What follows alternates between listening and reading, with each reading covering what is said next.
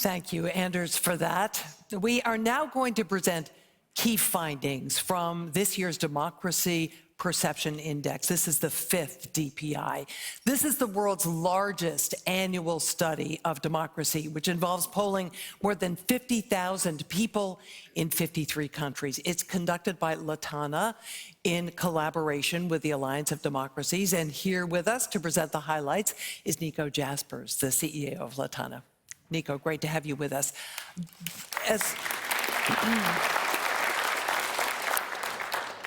As Anders' remarks demonstrate, the world is very much focused on Russia's war in Ukraine. What did your survey tell you about global attitudes towards the war? Yeah, so as Anders said, Ukraine must win the war. The big elephant in the room is, of course, what's the West's role in this? How much should it support Ukraine in this? So the first question that we asked people around the world is, do you feel that NATO, the US and the EU are doing too much, too little, or just about the right amount in supporting Ukraine? And the results were quite fascinating. We have almost half the people around the world saying that NATO, the US and the EU are not doing enough to support Ukraine in this conflict. Another 40% roughly say it's about right what they do, and then we have 10% who say they're doing too much. If we break this down into the different countries, by the way, all the data is outside. You have the report there, a little book where you can, it's 80 pages long. If you break this down into the countries, it's quite fascinating that you have many Latin American countries actually saying that the West is not doing enough. You have China on your right side, who's saying, you know, no, all good. And then you also have Hungary there very much to the right side, and also Germany and France, or some European countries also more on that side. We have more data. We asked also, are you in favor or against cutting economic ties with Russia as a result of this invasion? We have a majority of countries saying, yes, we should cut ties with Russia. A strong opinion net in favor of cutting ties in Europe, and an even stronger one in the US.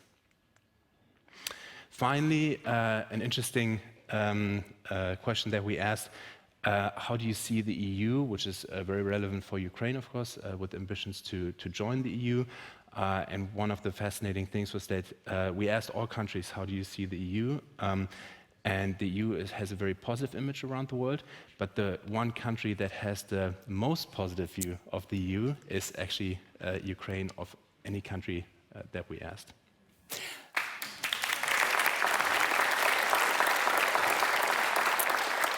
So our conversation yesterday dwelled on technology and democracy. What did your survey show about that? Yeah, another interesting, we have a whole section on this. Another interesting area, how do technology and social media influence democracy? We had a panel session on this yesterday.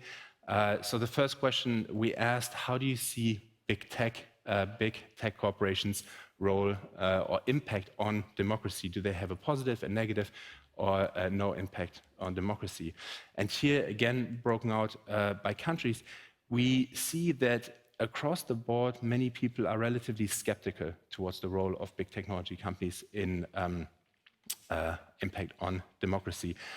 With some countries where you have 2/3 saying big tech has a negative impact on democracy, the Philippines, India, but also the US, and then other countries who are less worried, but still where 30–40% say it has a negative impact on democracy. Another fascinating result was we asked, how do you see the impact of social media on democracy? Does it have a positive or a negative impact? And this was also something that was debated yesterday quite a bit. And this is one of the most surprising findings, how there's such a divide in the world. So when you look at the country breakdown, again, you can almost split the screen. All the countries to the left, almost all the countries to the left of the middle are in the global south, very much saying that social media supports our democracy, is positive, creates a vibrant discussion. And then all the countries to the right of the middle, European countries and the US who are much more skeptical with net negative perception of how social media affects democracy.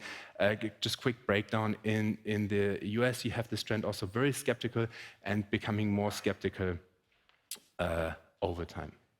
What were your overall findings on the state of democracy, and particularly about democracy in the US? So as every year, we've been doing this for 5 years now, we ask how much do you value democracy? Is this something that is important for you? We ask this in all these countries. And it's amazing how consistent the results are. We have a vast majority this year, a record of 84% of people saying this is really important. This is across all the countries that we polled. You see them all green, very little red. Huge positive image of democracy. This has been consistent over the years and very interesting to find. When you dig a bit deeper, though, that's quite interesting. When you ask, democracy can mean many things to many people. When you then ask on the different components, so for example, freedom of speech, equal rights before the law, you see some nuances appearing. And the next slide shows some of the results on freedom of speech. Yeah? So we asked, how important do you feel freedom of speech is? And then we break it down by those who say, extremely important, and then others who say it's a bit less important. And there you start seeing some differences appear. Some countries, Russia, China, Saudi Arabia, but also Malaysia and Japan, saying, well, it is important, but not extremely important. So this was quite interesting here. And you see this also with other aspects of democracy.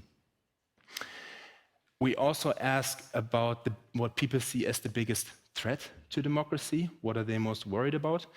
And again, similar to last year, we have economic inequality as the biggest single threat that people see to democracy. And this is very much consistent across almost all of the countries, followed by corruption and some other impacts.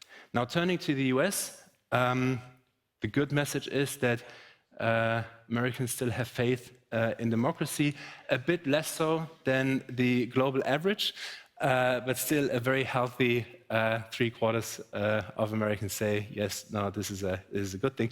But when you turn then to how satisfied they are with the state of democracy in their country, it's more red and getting worse over the past year. So that's certainly something to think about. And then finally, we also asked, this was for the first time, we didn't do this in the past years, on perception of global actors, where we asked people, how do you perceive the EU, UN, US, Russia, China? Also very fascinating results. The EU is seen as the most positive global actor, maybe because it's a bit of less of a global actor than some of the other global actors, but it has a very positive image. There are only 2 countries who see the EU as net negative, and these are 2 countries that are also on the right hand of this slide. All the other countries have a net positive view of the EU.